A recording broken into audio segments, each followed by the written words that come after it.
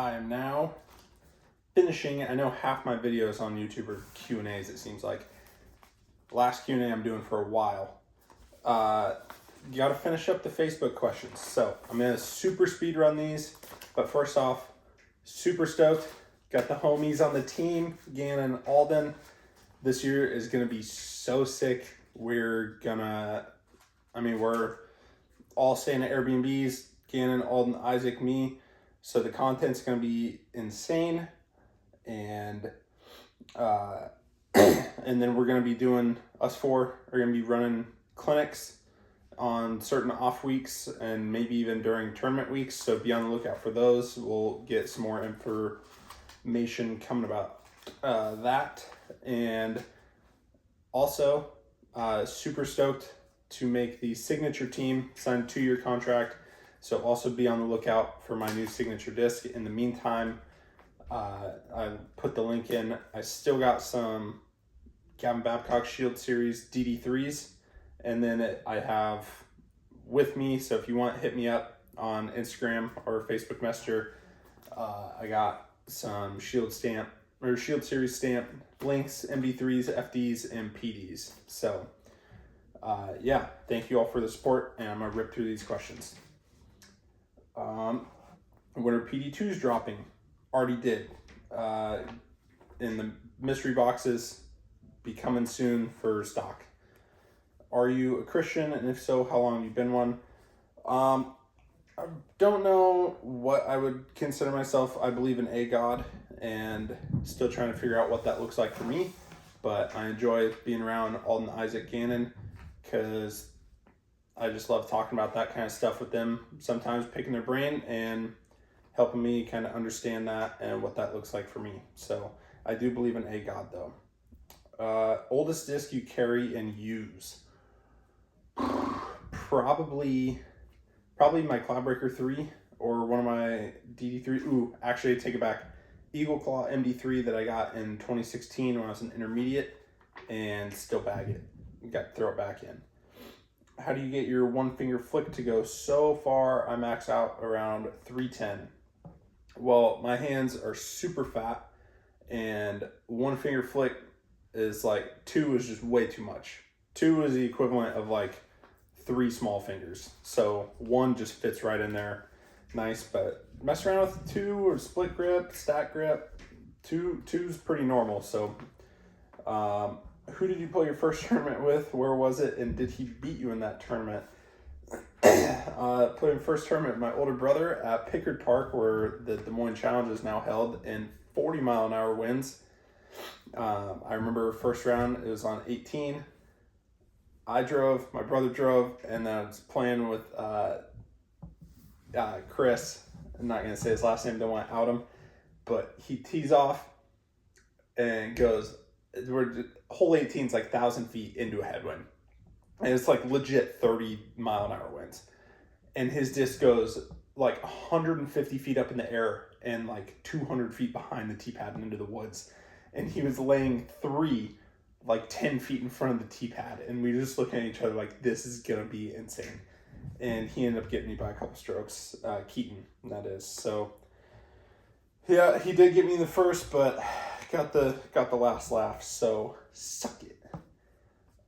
Mark Edward, don't know why I'm reading names. How did you get started in the sport of wrestling? Who's your favorite wrestler of all time? Family just kind of always was into wrestling and wanted to try it out when I was younger. Favorite wrestler of all time? I mean, Dan Gable's a G, but more classic. I'd say Bo Nickel, even though I'm a huge Iowa fan. Bo Nickel always kind of hit home a little bit because he was never the biggest 197-pounder. Kind of similar builds, and he was just funky. They'd lock up a cradle from anywhere, always good for a big throw. And he's just nasty. So I'm pretty stoked he's in the UFC now. What skills or knowledge from wrestling have helped you in disc golf? Probably body awareness and mental toughness, and just the ability to work hard. All are super important. I would also say the disc golf. Can't remember what I was gonna say. Still gonna rip through these. Thoughts on Taylor Kelsey?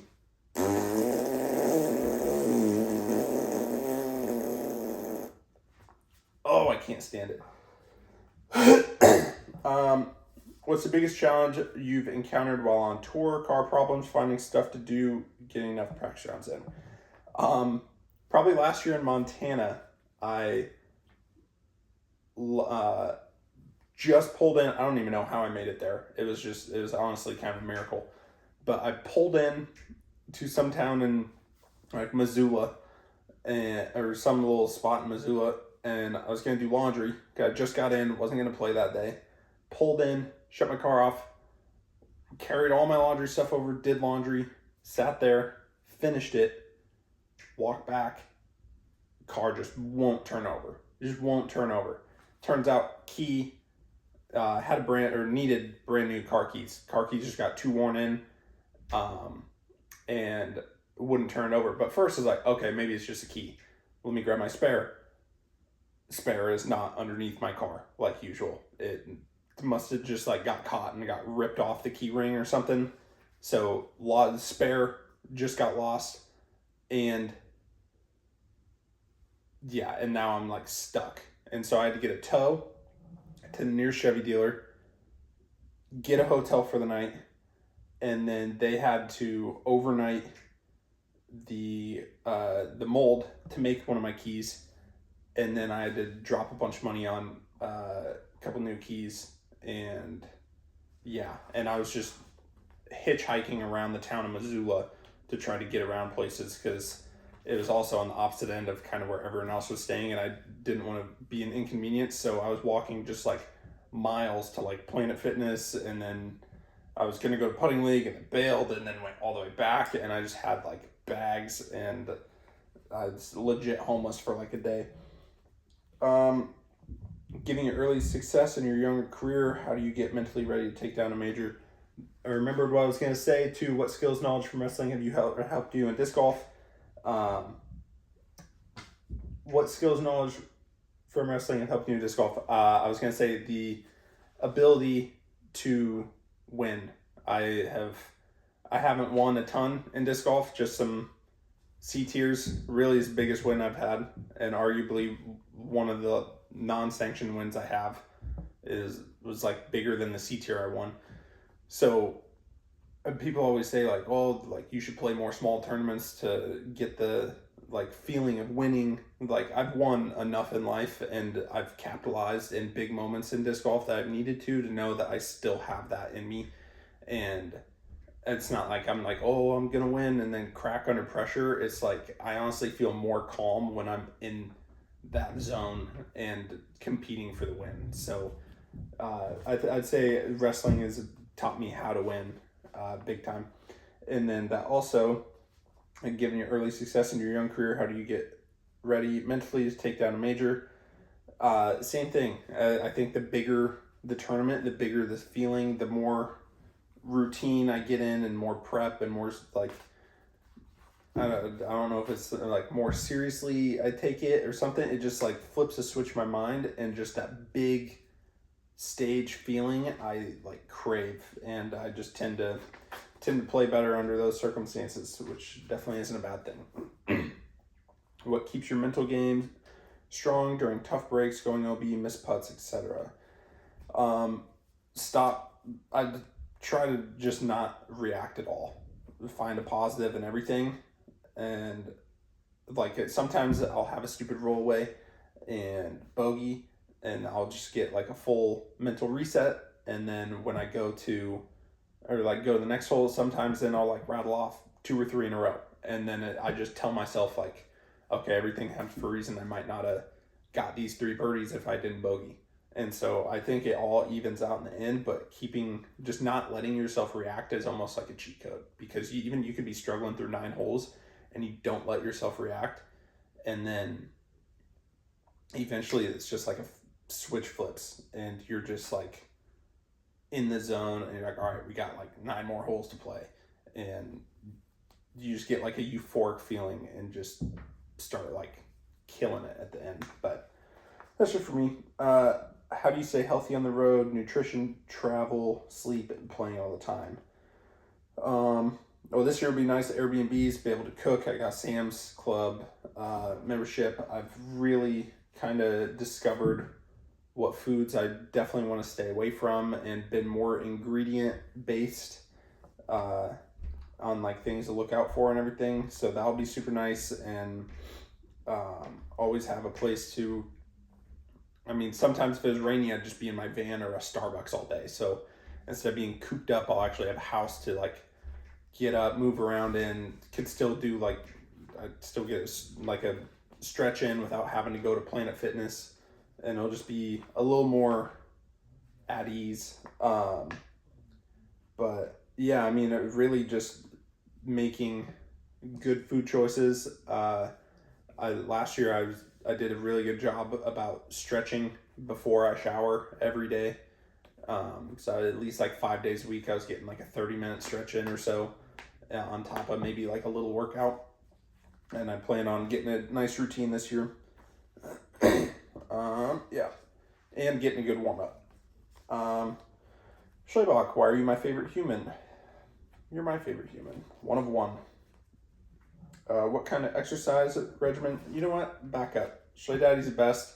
Go to titandiscgolf.com. Check out their section, because they got this that other manufacturers aren't even selling anymore, and it's way worth it. So they got pretty badass website. So go check it out. What kind of exercise regimen do you follow now as a disc golfer? Any dieting you do? I'm doing a disc golf strong exercise regimen that he kind of sent everyone, but I'm kind of maxing out the workload on that. A lot of single leg stuff, really trying to build stability in the hips and get those fast twitch muscles. And then we've kind of got like a nice little plan going on how to incorporate the lower body a little more into the throw, separately from actually throwing, and just doing the motions without a disc in the house. And then when I go play, go out there and just focus on playing, so it doesn't mess up the mental side or anything. And it's been working quite a bit. So, yeah. And then any dieting you do, I mean, it's really just try not to, I mean, I work out hard so I can enjoy some food, but come season I might switch and do a little bit of carnivore as the first season starts, and just get rid of all sugar and stuff, and carbs, and just go straight protein, meat. I mean, it's worked super well in the past, and it usually frees up my mind, and I have like the most mental focus I possibly could have on that diet. And then I also did a 72-hour water fast. Well, actually, I ended up only doing 48 just because did some research, and if you do 72 hours, you probably have some medical oversight. But I just did 48 hours water only, and that, like, the next day, my energy, it was like a great factory reset. And like a mental clarity, everything was so good. Current favorite disc in Discmania lineup, MD5 for forehands and just stable backhands. Favorite course to play, a tournament, probably Pickard Park, Des Moines Challenge, or the Beast in Nokia, Finland. I would have said WR Jackson, but rest in peace. Favorite course to play, casual round. Favorite course to play casual round. I'd say, honestly, maybe like a place like BRP. That's like a course like that I could care less to play a tournament at, but like that's like a super fun course to go play a casual round for sure. Do you like the tour life in a van? I did, loved it, thought about getting a bigger van, doing Airbnbs now, got a Honda CRV. Favorite major, European Open, Nokia, Finland, at the Beast, hands down. Sickest spectators. They understand the sport of disc golf so well over there, and the course is just insane. Opinion on Silver Series. Glad they're gone. I like that there's a few less events. I mean, there's still like 20, and get a couple more off weeks, and now, like, in the back of my head, if I won a Silver Series, I was always going to be like, oh, you only won a Silver Series. But now if I get a win this year, I mean, it's like, there's not, I mean, you're a winner on the Pro Tour. So that'll be sick. Is it better to throw flicks with one finger, and why not? I think, for me personally, 100%. Again, because I got super fat fingers. If any of you have very large fingers, I know Marweed throws one finger flicks. I think Dan Hastings does. I do. If you have just naturally big hands, try throwing a one finger flick. Coling said something to me. He's like, yeah, there's no way you could throw a two finger flick. That's just like way too much on the disc. He's like, I'm going to have to start. He's like, after you and Marweed, he's like, I'm going to have to start reteaching my clinics and like just mess around with different grips. I know Raven Newsom throws a 3-finger power stack fan, whatever you want to call it, and he freaking rips forehand. So there's some unique ones out there, but find what works for you and stick with it. When we played around at Ewing, I noticed how you can keep the nose down while still throwing high in the air to help with distance. That's something I struggle with. What's a tip to help us mere mortals?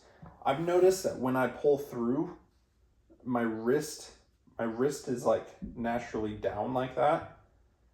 And so, I mean, I feel like if your wrist is up like this, as you pull through, it's like gonna swoop a little bit, where here kind of gets like that it's gonna naturally get the nose down. So I don't know. I think messing around with maybe like in the reach back or whatever, just getting like a straight line there instead of holding the disc up there, just like literally just point down, and then as you pull through, it should help keep the nose down. At what point did you internally realize that I can run with the best? What was that moment for you? Maddie P and I signed up for DDO when it opened up after, it was the first tournament opened back up after COVID, and it was a national tour event at the time. Drove down there, stayed in a room with Lauber, Leanne, and Callaway, and it was the first time I met Callaway, and I ended up sharing a bed with them that night. I was like, oh, I'm Gavin, nice to meet you. Yeah, I'm Ben, hop in. And then Matty P, old air mattress, and we, that tournament was so sick. Showed up, played, I think we showed up the day before.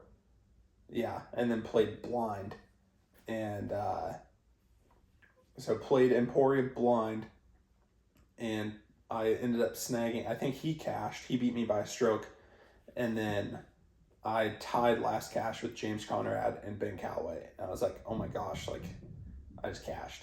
If I put a little more time into this, like, I think I could, like, hang with these guys. And then Monday qualified at USDGC with a huge 70-footer on 18, got in on a 5-way playoff for 3 spots, and those were, like, the moments where I was like, all right, this is what I'm going to do. Why does water taste better out of a sports cap bottle? Don't know, but it does. What's an animal you would eat but haven't eaten? Alligator. Always want to try it. What gives you anxiety but probably shouldn't? 10-foot headwind putts. Would it be possible to get a signed kendama? Yeah, hit me up. I got some for sale, and I can sign it and ship to you. What weights did you wrestle, and what was your record in high school and college? In high school, went 38-45 freshman year, 152 sophomore, 160 junior, and 170 senior. Senior high school, I went 36 and 7, I think. And then my best year in high school was my sophomore year. I was ranked like 8th all year, and went 23 and 6, I think. And then got freaking thrown first match at regionals, won 1 or 2, and then shot in on a single and like dislocated my shoulder, and ended up going on and winning that match. And then that like screwed me up the rest of the freaking from there on out. Favorite disc. Sorry about that. A little Vietnam War flashbacks running through my head. Favorite disc, probably. Oh, I already answered that. Probably MD5, honestly. It's just such a versatile approach disc. But otherwise, honestly, the new PD2s are freaking sick. You still bombing the Ross Cloudbreaker? It's in and out of the bag just because I'm so afraid to lose it. Those you don't know, Ross Welcher was my buddy that passed away, and I think it was, oh gosh, it's been a couple years. It was like 3-4 years ago. And yeah, but it's a sick Cloudbreaker 1 that I mash on forehands. And yeah, it's in and out of the bag, but I bring it with me on tour. Afraid to lose it though. Was the Iowa Games the first ever tournament you participated in? I remember Matt Polson, you that year. That was my second Pickard Spectacular. That year was actually that was my third. I played 2 earlier C tiers that year, and then played that midsummer with him. Super fun tournament. It was like a 1 round. We played juniors, and then Niels was nice enough to let us come back and play in the novice division. Matty P won junior division, and then I ended up coming back and just that was like the first time I had like shredded around in a tournament, and I beat everyone by like 8 strokes, and just destroyed the novice division, and that was super sick, and still have that medal. And final question: favorite FPO and MPO players to watch? FPO, I'm going Kristen Tatar, just because she's so dominant and it's so fun to watch. Her putt is nasty, and it's fun to see consistency in that division. And she's like one of the first people to like really display that.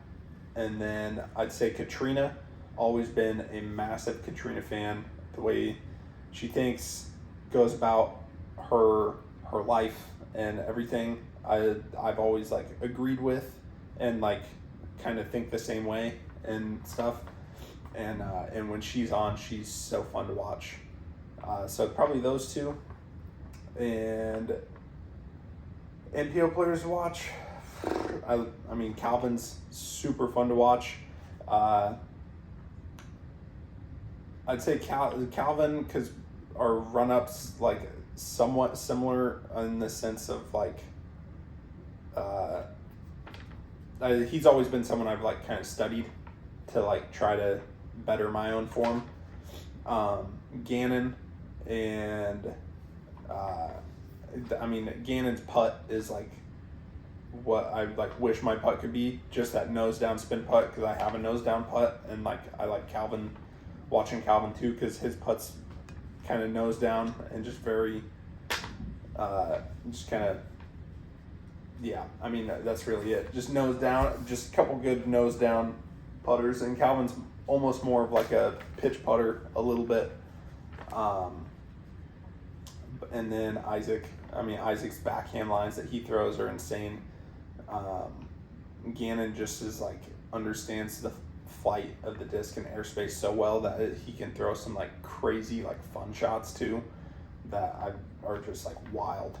And then and then Calvin, just because he can be nasty with it. But all right, last Q&A for a while. Thank you guys for submitting the questions, and thanks for tuning in. Be on the lookout for signature disc clinics and some sick in-season content coming up with the homies. You're not gonna want to miss it.